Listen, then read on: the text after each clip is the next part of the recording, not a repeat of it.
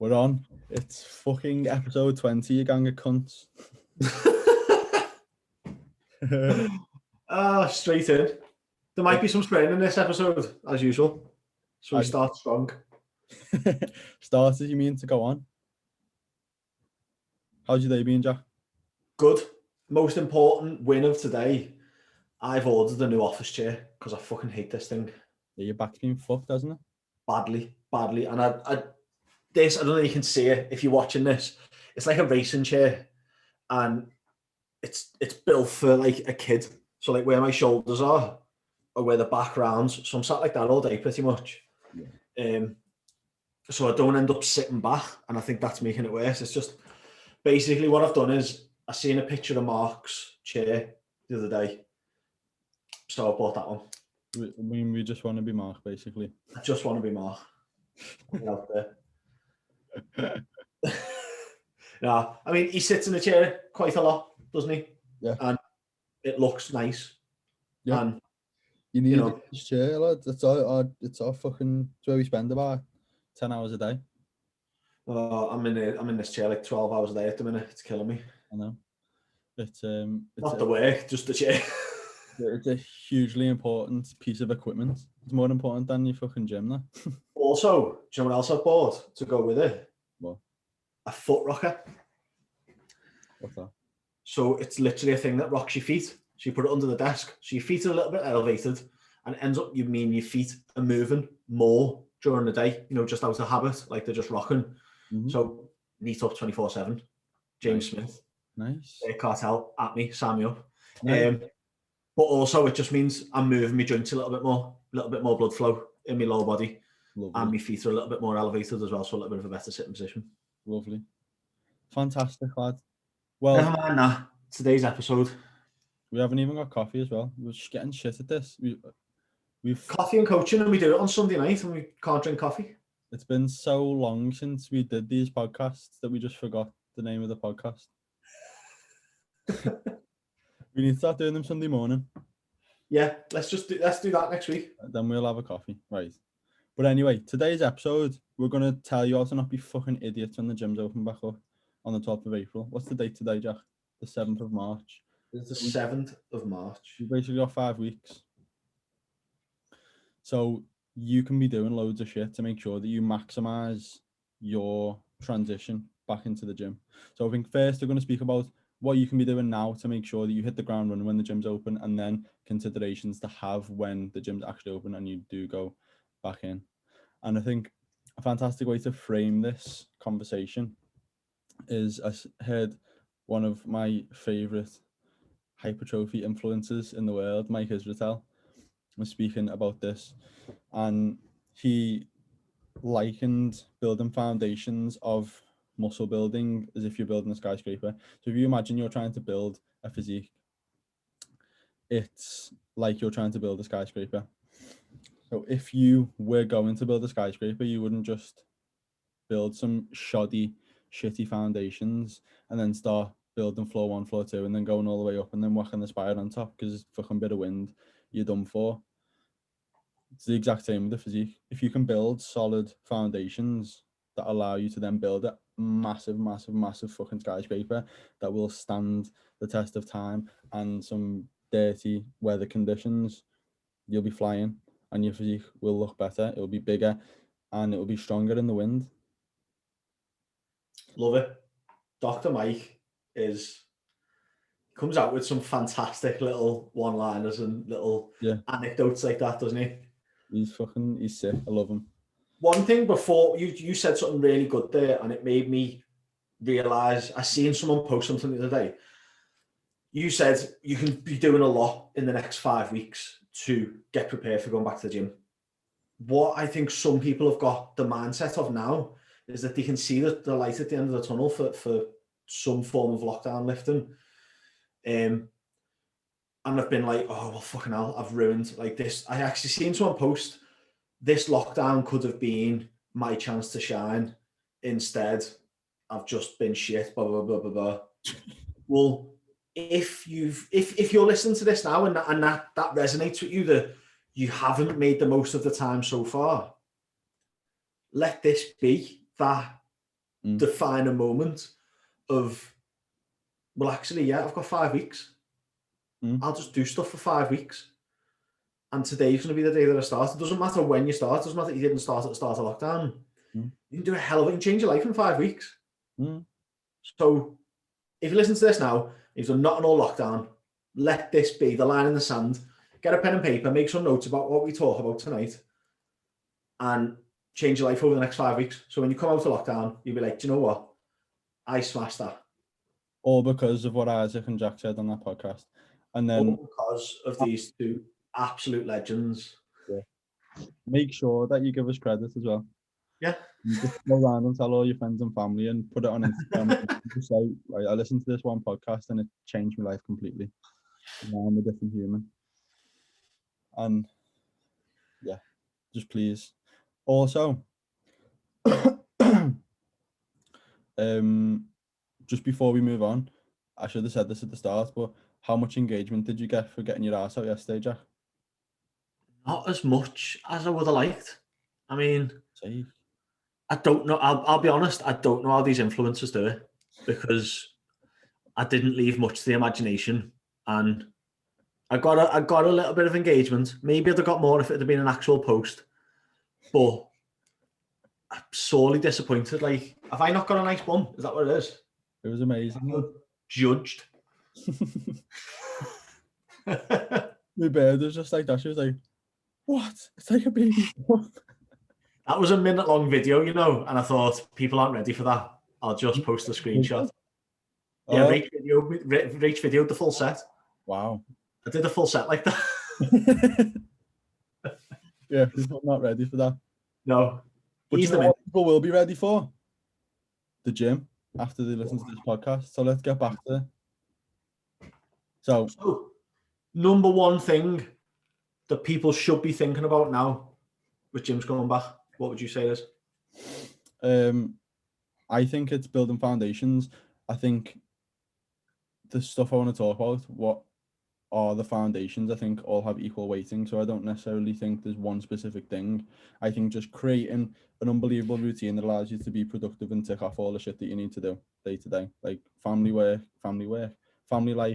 get all that shit boxed off, work, get that shit boxed off, and then set yourself up so that you can nail your sleep, your nutrition, still making time to train, and just getting into a place where you actually enjoy the shit.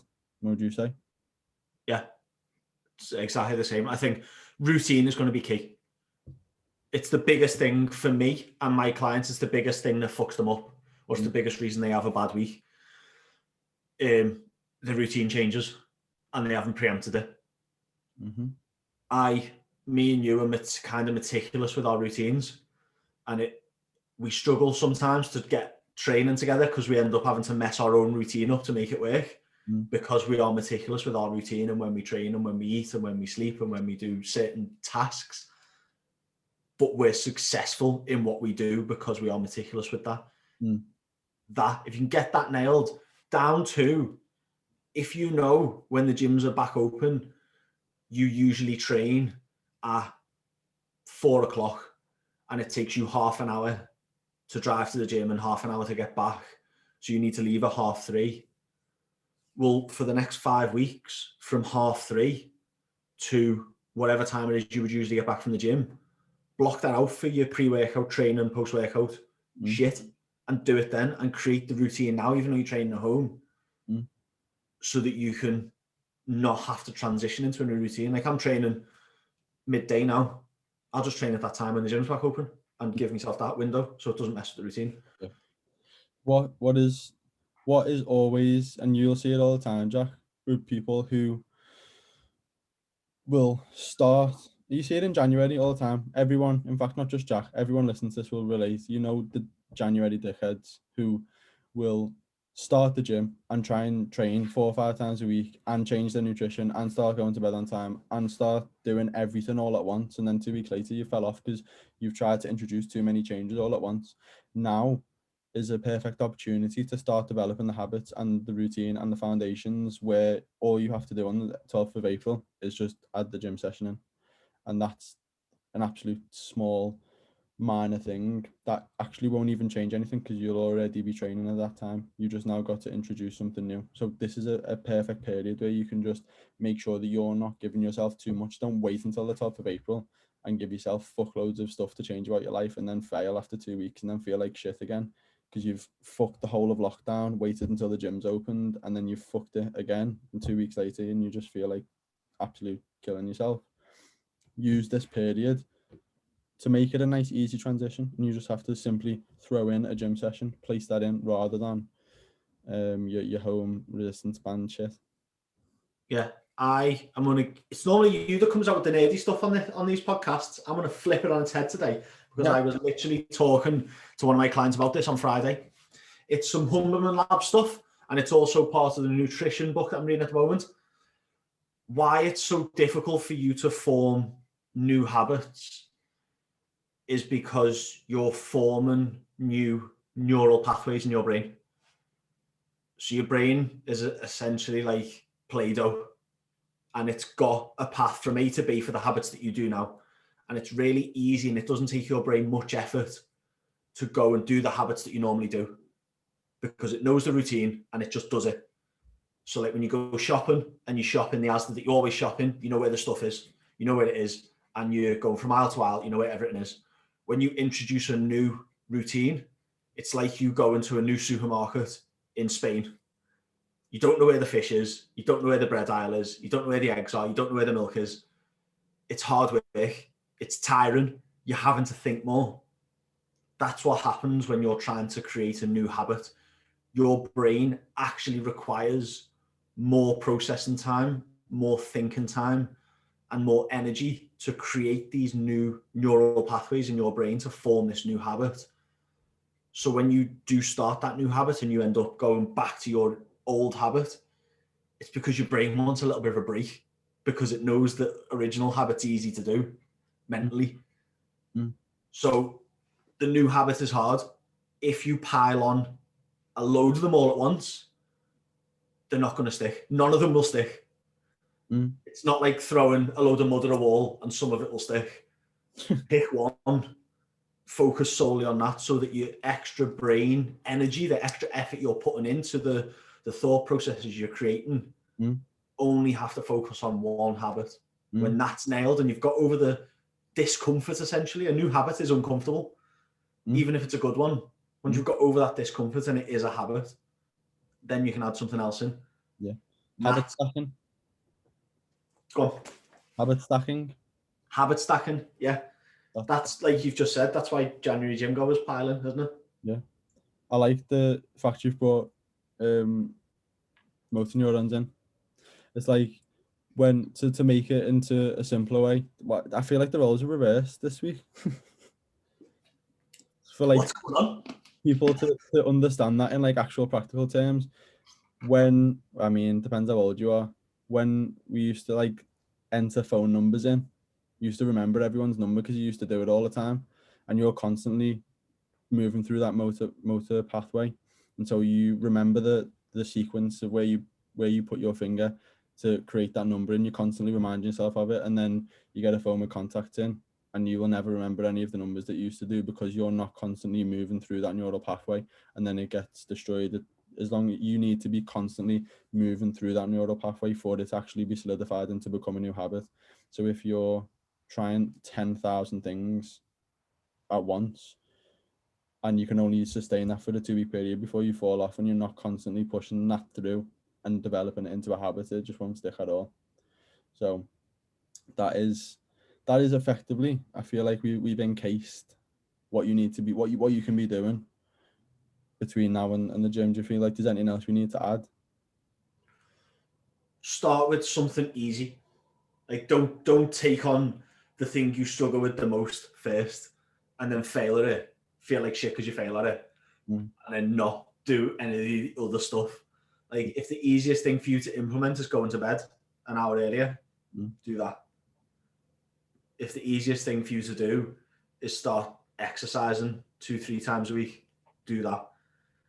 If you're really gonna struggle to change the way you eat, but that is one of 5 things that you know you're not doing right now, don't try and change that first. Yeah. Stay eating the shit. Worry about that later once you've got all the other stuff in place. I did a post which links a little bit to that the other day about earning your confidence or you're earning your self-belief. So like if you can prove to yourself that you are not absolutely shit at this thing called fitness, and you can do some things good, it will make you feel more confident that you can do other things better. And so if you do the first thing, like going to bed a bit early, you'd be like, I've nailed this habit. I've got it boxed. Maybe I can try something else. And you try something else. Maybe you start to eat a bit better. And then you feel like, I'm fucking smashing this. Maybe I'm going to add an extra session in. Maybe I'm going to start training a bit harder. Maybe I'm going to incorporate some education into my routine so I can learn to progress my physique better or whatever. And over time, you get the confidence to try more and more stuff, and you begin to actually see your body change. You begin to see progress, and then that boosts your confidence further to the point where you then have the confidence to attack really complex things. So just start off nice and simple, get a nice routine in there, and just solidify that before the gym's open, so you can simply just slide in as if nothing happened back into the gym. Love it. Relates nicely to a post I'm putting up this week. Yeah. And I won't go into it too much, but the slogan is start chasing average. Nice. Because everyone, I've got a number of clients who beat themselves up for not having a perfect week because they are highly driven individuals who are career-wise and life-wise nailing stuff. Like nailing the career, nailing their home life, working hard, and are very, very driven people. So if they aren't like what they see to be perfect in their health, nutrition, fitness, they fuck it all off because they get really frustrated with it.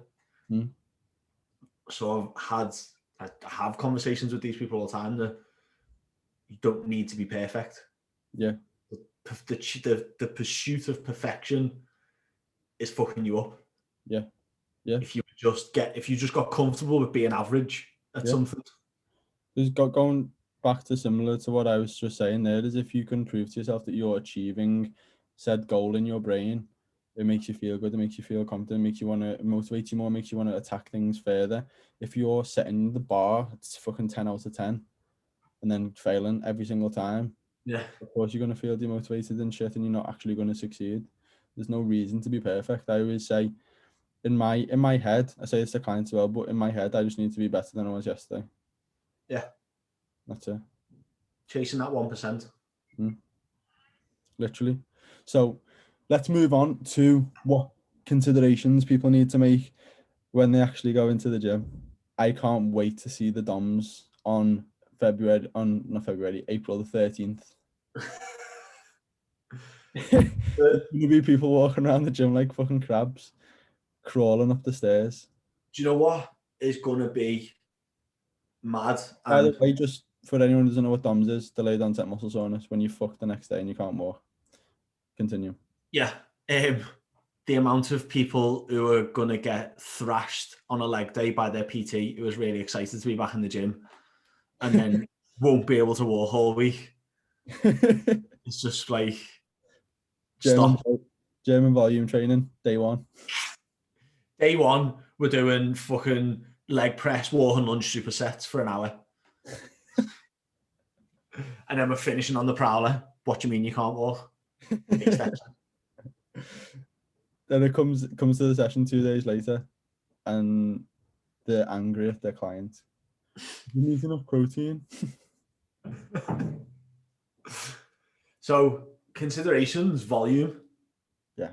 Like, no matter what level of, what would you call it? I was going to say athlete. Whatever level of gym goer you are, the amount of reps and sets that you're going to realistically be able to do without ruining yourself when you go back is going to be drastically less than what you think it is. Your ego will always tell you can do another set, you can do another couple of reps, let's just do one more exercise. And you can't.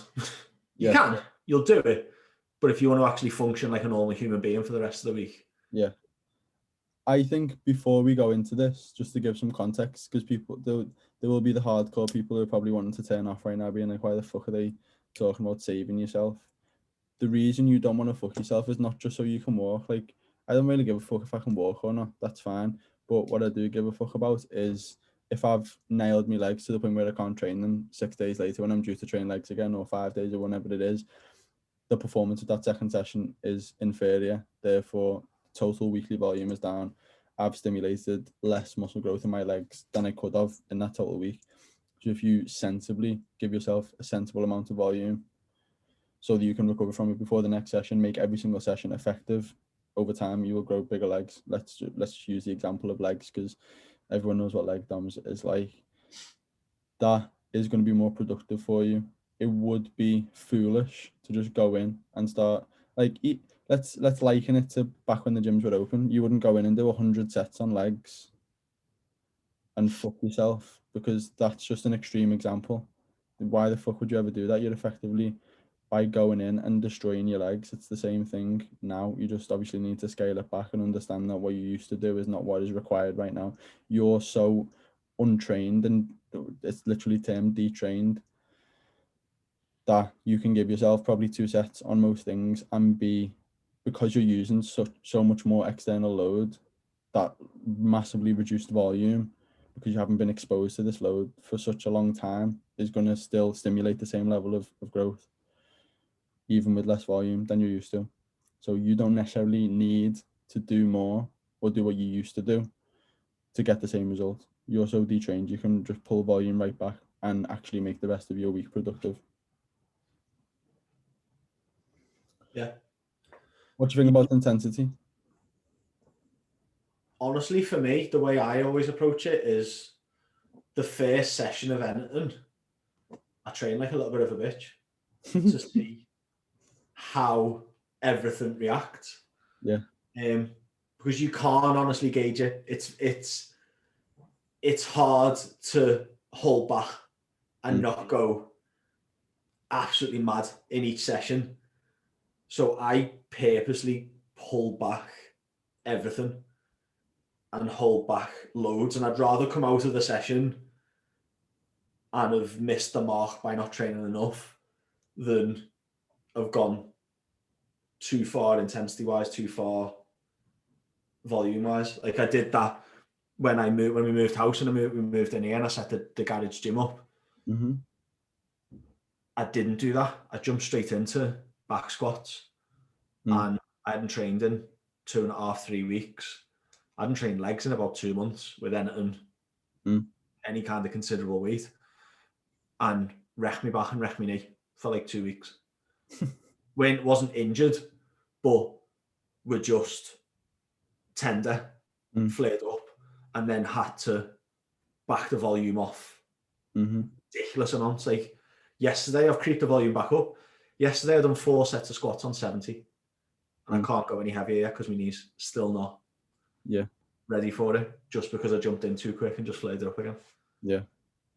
See, I agree with what you just said, but I think it's dependent upon the experience level of the lifter. So I think if you're relatively new to lifting weights, going back into a setting where you're going to be using loads of different movement patterns, so you might not have bench pressed for ages, you might not have used the chest press machine, you might not have done all these different, you might not have dumbbell pressed, especially I'm talking more so about free weight movements here, which require more coordination. If you've been lifting for maybe like 1, maybe 2 years, and you're not like a massive gym vet, then if you take the sets all the way, you're probably, or like Jack is saying there, but probably more likely to get injured because the movement pattern is no longer grooved. You now need to relearn all of the movement. So if you're going to go in and start squatting or bench pressing, going all out intensity on a movement that isn't perfect can then lead to injuries and fuck you longer term.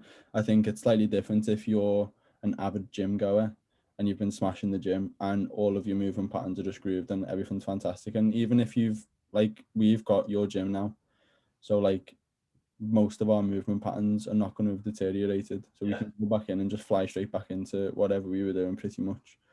And So, if you're in that situation, either you're an avid gym goer and your movement patterns are fantastic and they have been for years, or you've been lucky and you've got a gym facility to train in now, you can probably go back in with a greater intensity and not risk injury.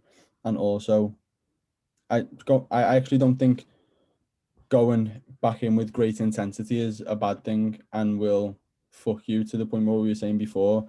If you go in with too much volume, you're going to be fucked and you're not going to recover, and it's going to be terrible for actual weekly progression. I don't think the intensity applies to that. I think go in, train to a relative intensity, because we know that if you actually want to get something out of your session, it needs to be relatively intense.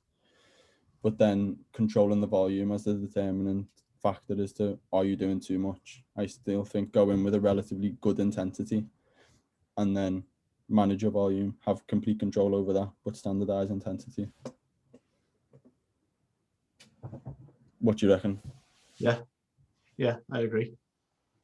I think what some people may do, and where you're saying if you've been someone who has got the movement patterns nailed, something we do, if we haven't done a certain movement, if you've been able to do pressing movements without a gym, then when you go back in, you're going to be relatively confident to be able to just carry on with pressing movements. Same with any kind of squat pattern.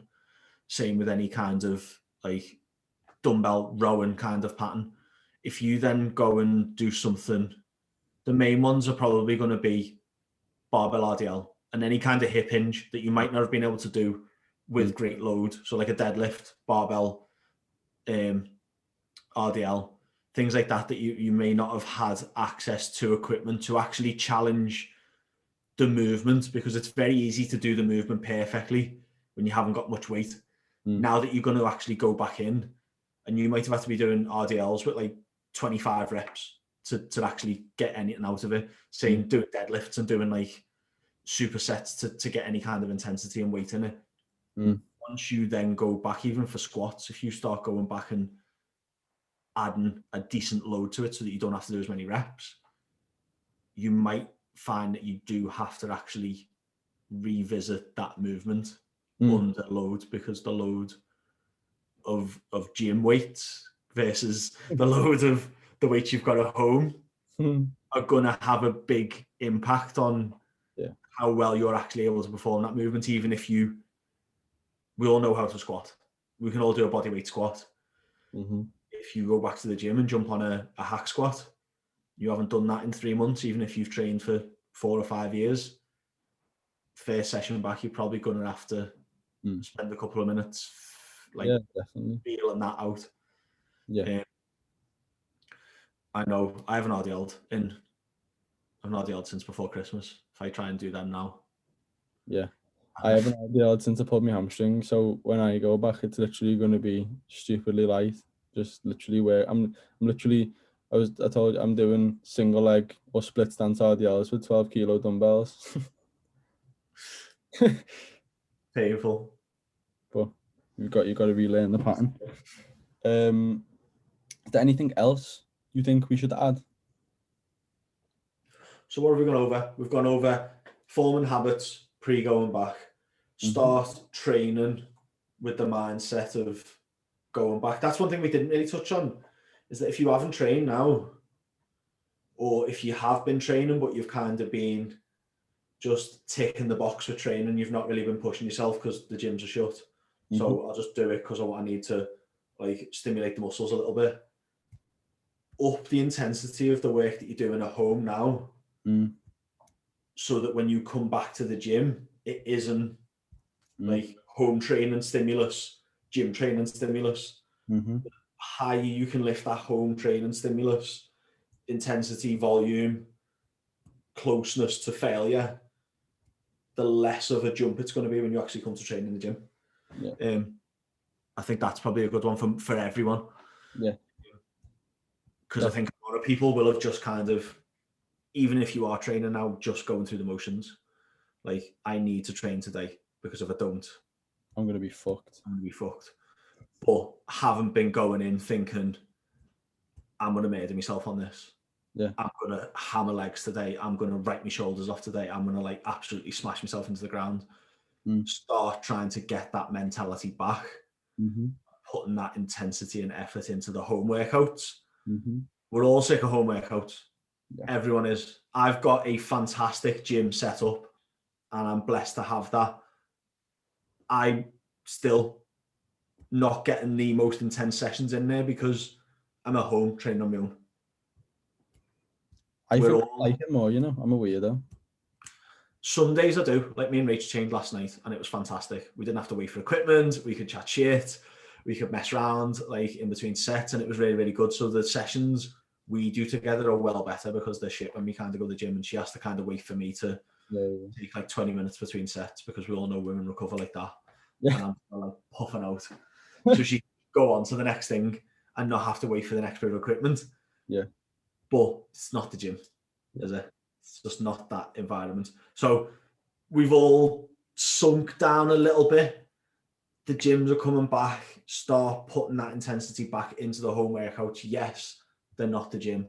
Yes, you haven't got all equipment in the world. Yes, you might have to do more reps and take more time and actually torture yourself through the session to make it as intense as it needs to be. It's 5 weeks.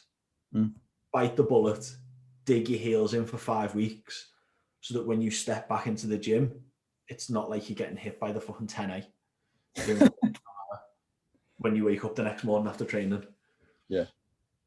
And this is your opportunity to now make this lockdown, not let this podcast change your life and then go and tell your family and friends. And like I said at the start, let this be the defining moment where you take control of your fucking lockdown if you haven't already. And that's all. I feel like that was a nice place to round it off. That was nice. I like it. Right. Thank you for listening. If you're still here, we're not double digits. We've been in double digits for ages. We're in the 20s now. It's big, that. As always, if you have got any questions or concerns or things you're doubting about going back to the gym, about habits, about what you should be doing, what you should focus on more, and this has highlighted something, but you want to know more about it, drop one of us a message. You can reach Isaac on Instagram at Coach Kamara. You can reach me at Jack Silverjacks. We've both got websites. We've both got link trees on our Instagrams. You can book calls with us. You can chat to us. Use it. It's free advice. And not to toot our own horns, but not many people do that. Most people charge you. We don't really care. We like talking about this stuff. Yeah. So. We like helping people. We like changing lives. That's why we just did this incredible podcast. I hope you enjoyed it. See you all very soon.